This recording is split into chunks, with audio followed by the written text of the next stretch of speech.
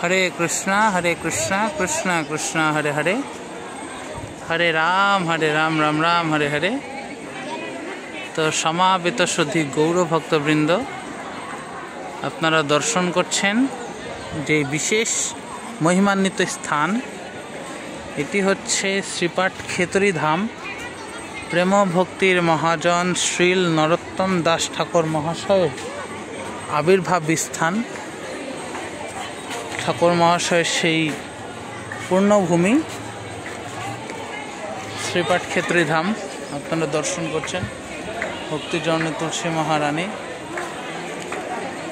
এবং এখানে প্রায় আজ লক্ষাধিক ভক্তের আগমন হয়েছে রাজশাহী খেতড়ি ধামে। আচ্ছা, আবার আপনাদের জ্ঞাতার্থে বলে রাখি যে এটির লোকেশান হচ্ছে রাজশাহী ইস্কন মন্দির আছে, ইস্কন খেতড়ি ধাম, তার পাশেই গৌরাঙ্গ বাড়ির দেব বিগ্রহ মন্দির। হরে কৃষ্ণ হরে কৃষ্ণ। তো আপনাদের সকলকে স্বাগত জানাচ্ছি। হরে কৃষ্ণ।